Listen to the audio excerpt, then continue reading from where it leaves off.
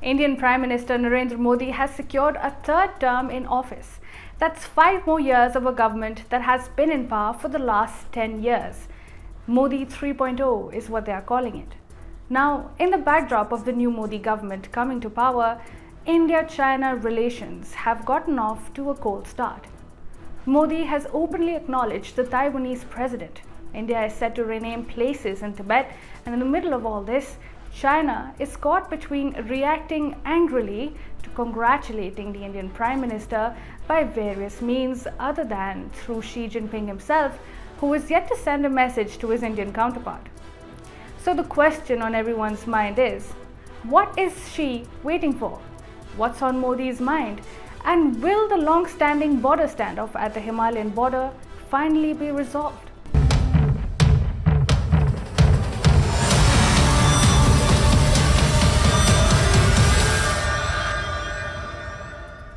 A lot has transpired since Prime Minister Modi's re-election earlier this month. It wasn't a straightforward victory, as the ruling party, the BJP, had not secured an absolute majority on its own in the Lok Sabha, or the House of Representatives, for the first time under Modi.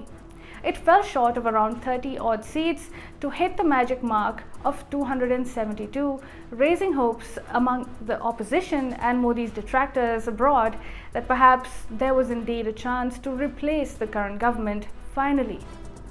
The Modi government, though, had allies who had signed up to be part of his National Democratic Alliance, the NDA, much before the elections even started. The two biggest parties here were the JDU from the state of Bihar, which secured 12 seats, and the TDP in Andhra Pradesh, which had 16. They both wasted little time in swearing their allegiance, which set the stage for the third consecutive government under Modi. With 293 seats out of 543, though down from 340 in 2019, the Modi government remains formidably strong. The resurgence witnessed by the opposition has fallen short, and a stable Modi government is likely to be the case for the next 5 years. This raised the question, will the nature of this government change? Well, from the looks of the unchanged top tier of his cabinet of ministers, Modi has signaled towards continuity. Most importantly, the signal from New Delhi is that its foreign policy direction will remain the same. After all, S. Jaishankar will continue to be India's External Affairs Minister. That means a continuation of India's strict stance against China's aggression at the borders. You see, India and China have been locked in a standoff in the Himalayan border, with heavy military build-up for more than 4 years now. This year-round standoff is tremendously expensive for both sides, exerting pressure on not just their finances, but also their forces, who have endured multiple winters at Himalayan sub-zero temperatures to hold their positions. Repeated talks have ended without a settlement. Neither side has blinked. And if China hoped that a change of guard, a weaker coalition government in New Delhi with perhaps friendlier leaders at the helm would strengthen its position against India, that has not happened. Instead, with a grand return to power, it is Modi's hand that has been strengthened against Xi, who is left with no choice for another 5 years but to deal with Modi at the helm in New Delhi.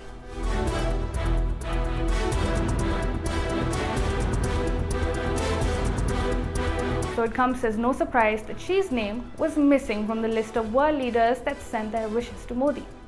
From the UK's Rishi Sunak to French President Macron, German Chancellor Olaf Scholz, US President Joe Biden, and Russia's Vladimir Putin, leaders from around the world began sending congratulatory messages to Modi soon after the results were declared on the 4th of June.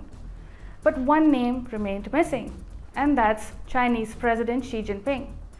Do note that Xi had been quick to send his regards to Shehbaz Sharif in Pakistan or Sheikh Hasina in Bangladesh when they came to power. And the story was quite different 5 years ago as well, when Xi readily congratulated Modi soon after his victory. This time, however, it was the Chinese Foreign Ministry that sent a congratulatory message first. This was followed by a message from Xu Feihong, the new Chinese ambassador to India. Xu was sent in soon after PM Modi called for peaceful and stable ties in the middle of his election campaign. Later, it was Chinese Premier Li Qiang who congratulated the Prime Minister. Still no sign of Xi.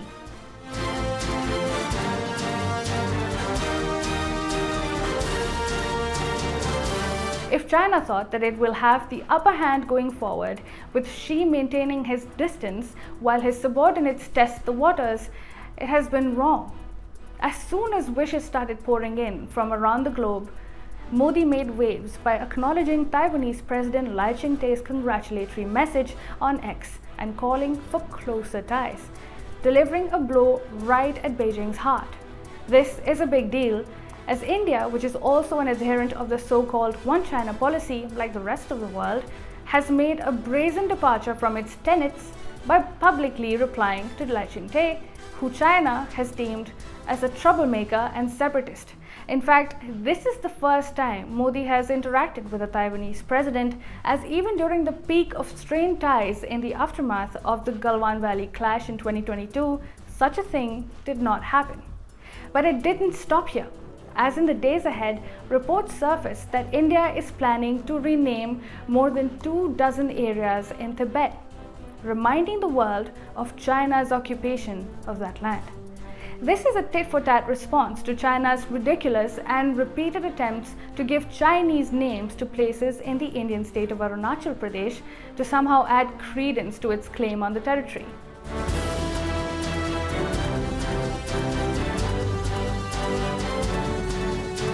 Now, China has been caught between reacting angrily to congratulating Modi and seeking a reset in ties through different channels. Just look at what this Global Times editorial says. India is urged to send positive signals on China-India relations and form a synergy in improving bilateral relations, as China does. So the CCP mouthpiece wants India to send positive signals and stop picking on China's weaknesses in Taiwan and Tibet. You see, India has always maintained that ties cannot improve without a settlement of the current standoff at the border. Meanwhile, China says that relations should not be affected by the border issue. Beijing knows that taking a step back at the border will be a strategic defeat for it, and it will encourage India's strategy to make China pay for its border aggression in other realms of the bilateral relationship. But it has little leverage left and too much to lose by antagonizing India in the long term. In such a tricky situation for Xi, what he does or does not do in the months ahead will be crucial to deciding the future trajectory of India-China relations.